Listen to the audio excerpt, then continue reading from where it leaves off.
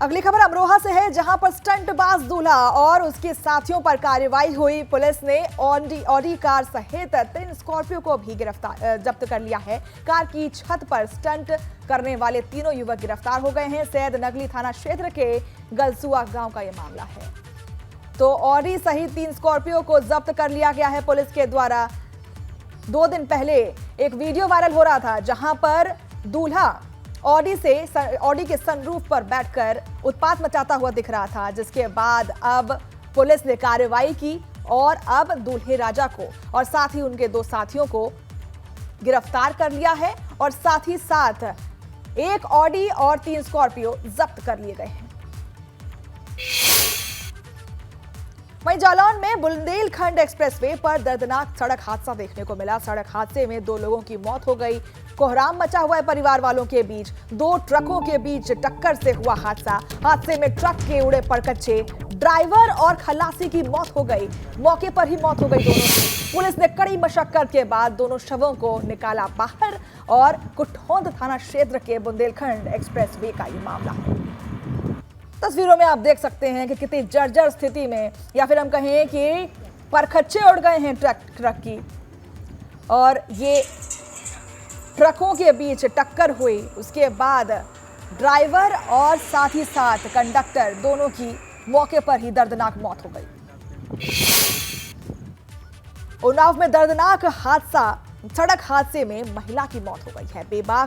बेकाबू डंपर ने बाइक सवार को कुचला और हादसे में बाइक सवार युवक की हालत गंभीर बताई जा रही है। पुलिस ने डंपर चालक को किया गिरफ्तार। पुलिस ने शव को पोस्टमार्टम के लिए अस्पताल भेज दिया है। अचलगंज थाना क्षेत्र के बदरका चौकी के सामने की घटना है ये।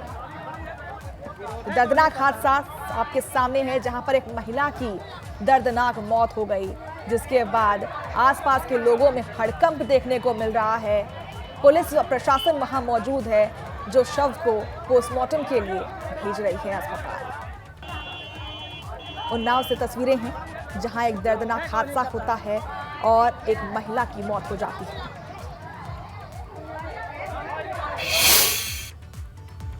गाजीपुर में अंसारी बंधुओं पर प्रशासन की कार्रवाई जारी है। मोहम्मदाबाद के होटल मिड टाउन में छापेमारी की गई। छापेमारी के दौरान कई विभागों के अधिकारी रहे मौजूद। जीएसटी, खाद्य आपूर्ति और श्रम विभाग का छापा है और छापेमारी में पुलिस की कई कागजातों को किया जब्त।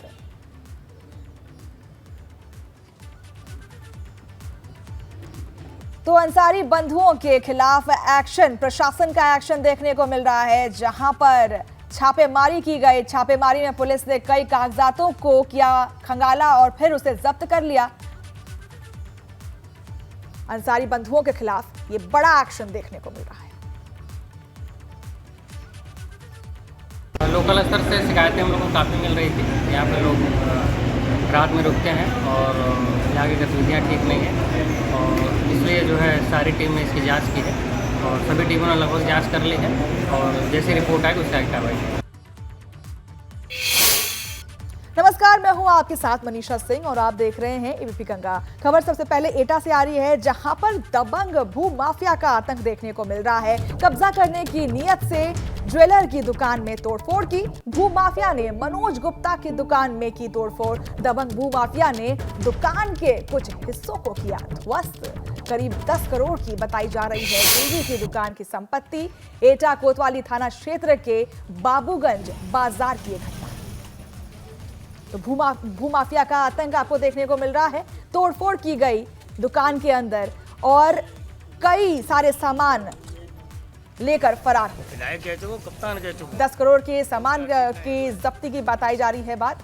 भूमाफिया ने मनोज गुप्ता के दुकान में तोड़फोड़ की है। दबंग भूमाफिया ने दुकान के कुछ हिस्सों को ध्वस्त कर दिया। करीब 10 करोड़ की बताई जा रही है ज्वेलरी जो दुकान से।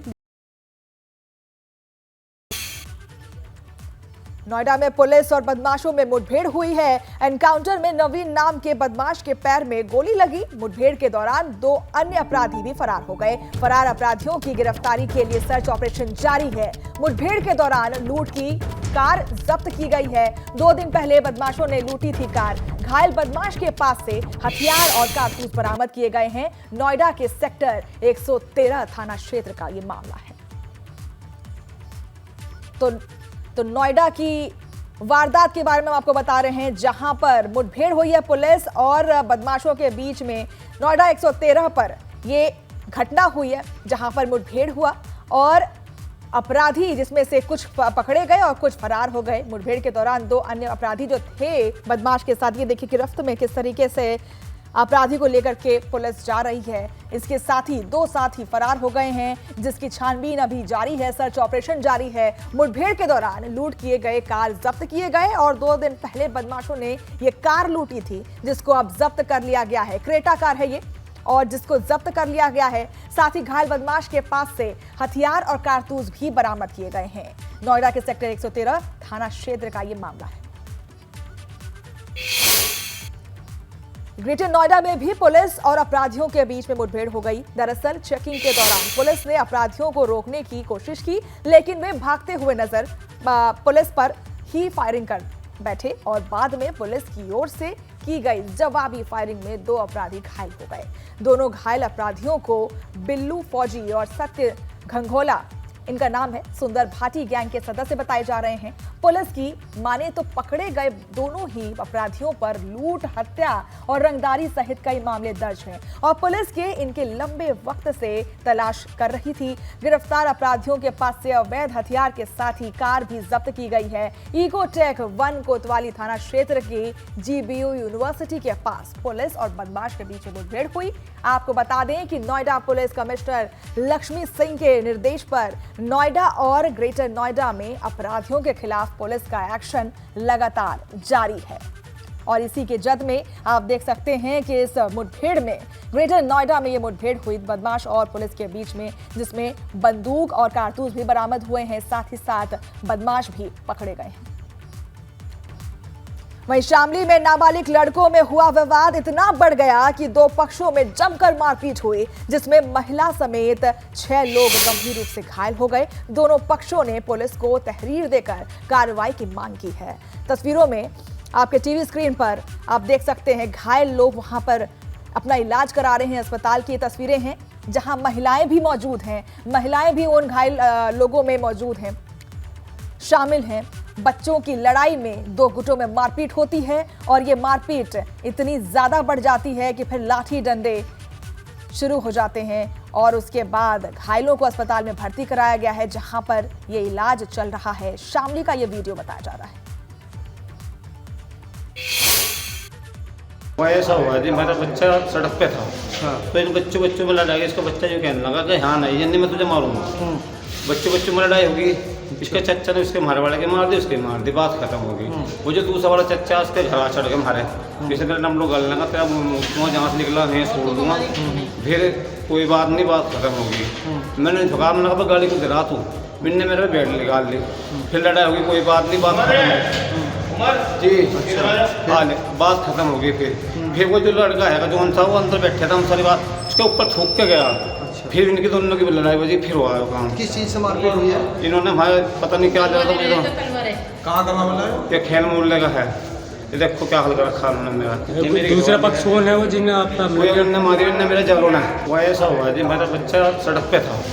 तो इन बच्चों में लड़ाई, इसका बच्चा जो कहने लगा कि बच्चों के बारे में लड़ाई हुई। फिर क्या हुआ? फिर सबने बीच बिचा करवा दिया। फिर थूक के गया इसके ऊपर, जालो गुलजार के ऊपर थूक के गया, जालो। फिर लड़ाई बजी इस बात पे। किस चीज़ से मारपीट की? टंडे बजाए इन्होंने, माए पर ठंडे तलवार ले लेते हाथ में। कितने लोग देखो तलवार से हाथ काट कितने लोग रखे घायल इन्होंने। हैं? हमारी तरफ से 4 है 5। चलिए आगे बढ़ते हैं। लक्सर में खनन माफिया के खिलाफ पुलिस की कार्रवाई हुई है। मौके से 3 JCB मशीन और 2 ट्रैक्टर जब्त किए गए हैं। अवैध खनन के आरोप में पुलिस ने JCB और ट्रैक्टर को किया जब्त। पुलिस की कार्रवाई से खनन माफिया में हड़कंप मचा हुआ है। तो खनन माफिया के खिलाफ पुलिस की कार्रवाई आप देख सकते हैं। पीला पंजा वहां दिख रहा है जो बुलडोजर की कार्रवाई करने के लिए तैयार है। पुलिस की कार्रवाई से खनन माफिया में हड़कंप मचा हुआ है। लक्सर की ये तस्वीरें हैं आपके सामने। अवैध खनन के आरोप में पुलिस ने जेसीबी की मदद से वहां पर बुलडोजर की कार्रवाई शुरू कर दी है। नोएडा में एलिवेटेड रोड पर जन्मदिन मनाने का यह वीडियो आपके सामने वायरल हो रहा है। बीच सड़क पर कार पर केक काटने का वीडियो वायरल हो रहा है। बेखौफ युवकों की आतिशबाजी कर खुलेआम काटा बवाल। वायरल वीडियो में दिख रहे हैं 5 से ज्यादा युवक। वीडियो वायरल होने के बाद जांच जुटी है पुलिस। नोएडा के सेक्टर 24 थाना क्षेत्र का ये मामला बताया जा रहा है। बीच चौराहे पर हम आपको कहें एलिवेटेड रोड है, ये आपकी जगह एलिवेटेड रोड पर किस तरीके से आतिशबाजी होती है और बीच रोड पर बर्थडे मनाने का यह वीडियो वायरल हो रहा है। करीब 6 से 7 लोग आपको दिख रहे होंगे। ये सारे लोग उत्पात मचाते हुए दिख रहे हैं बीच रोड पर। युवकों का बवाल सबके सामने है। ये वीडियो वायरल होने के बाद अब पुलिस जांच पड़ताल में जुटी है कि आखिर ये लोग कौन हैं और उन्हें जल्द से जल्द पकड़ा जाए।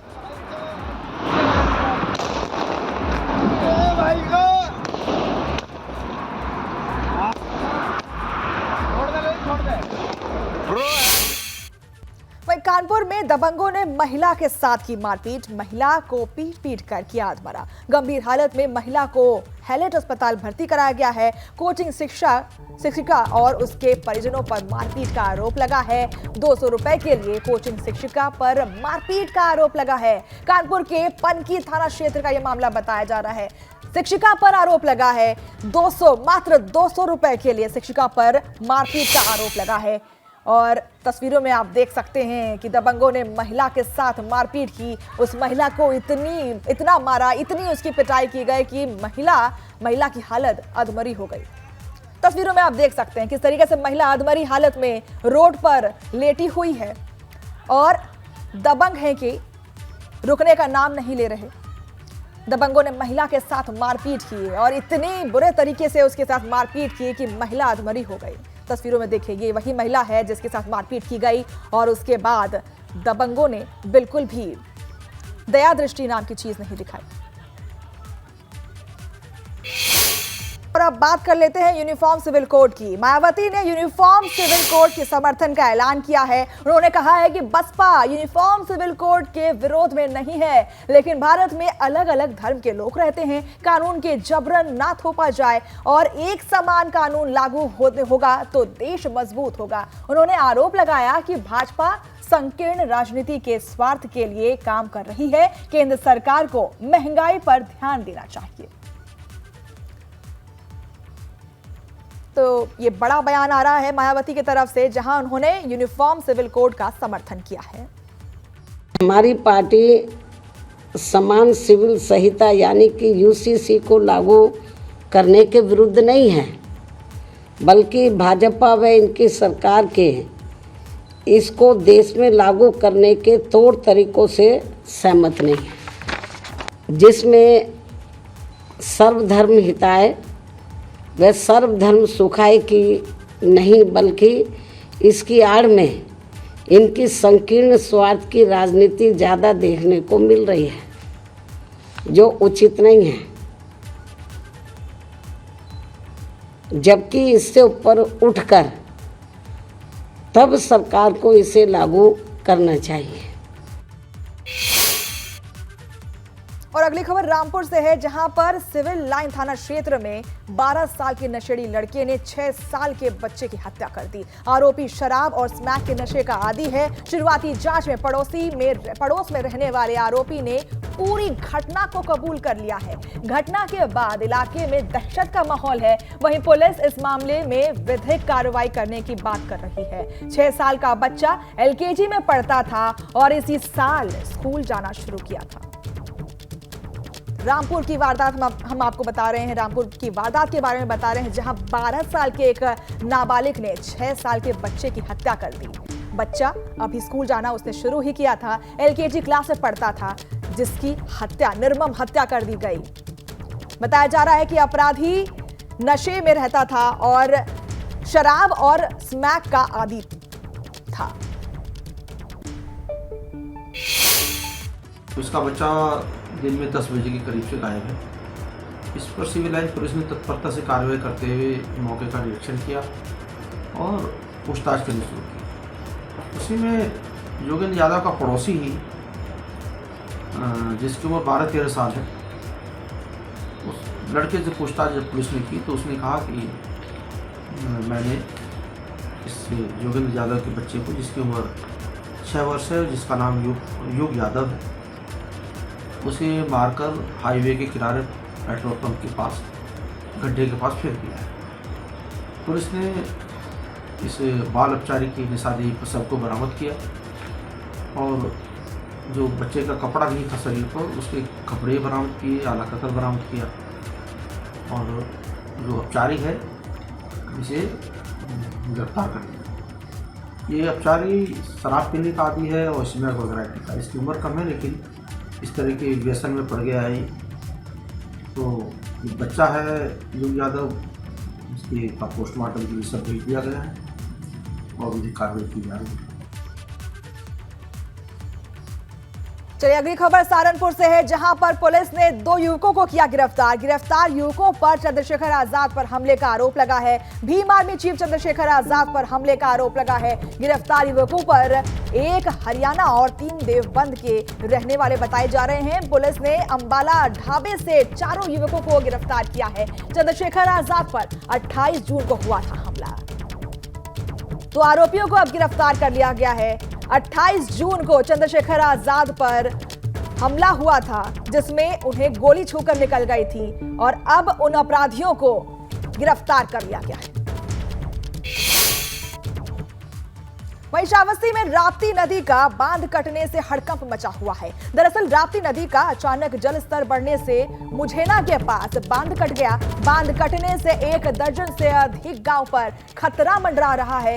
इस बीच ग्रामीण और बाढ़ खंड के लोग बांध को बचाने में जुटे हुए हैं। दावा है कि मानक के मुताबिक बांध नहीं बनाने की वजह से इस बांध में कई बार दरार आ चुकी है। पिछले साल भी बांध कटने से 2 दर्जन से अधिक गांव प्रभावित हुए थे। इस साल भी बांध कटने से 1 दर्जन से अधिक गांव पर खतरा मंडरा रहा है।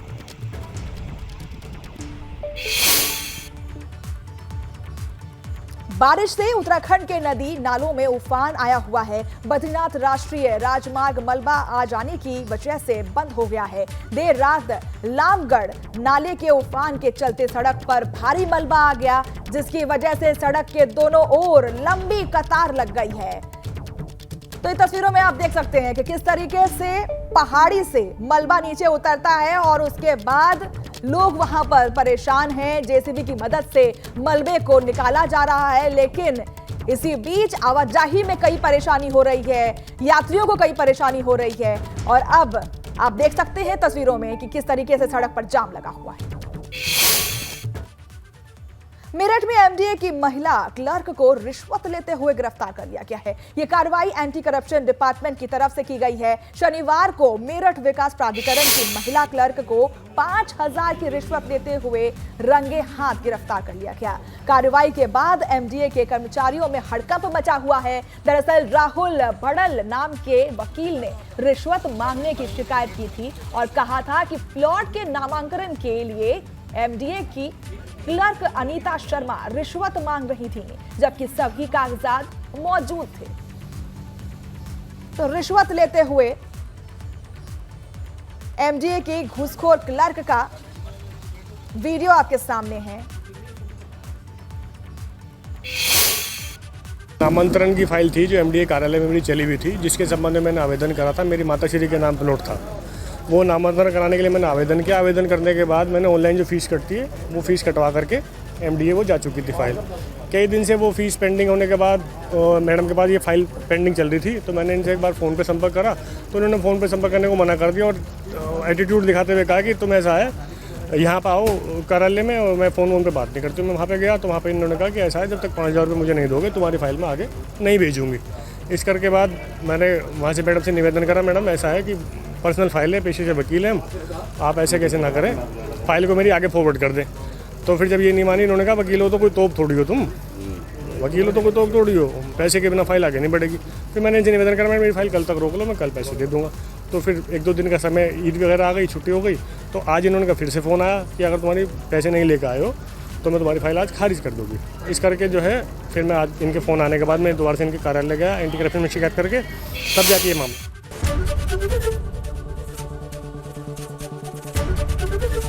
एबीपी गंगा, खबर आपकी, जुबान आपकी।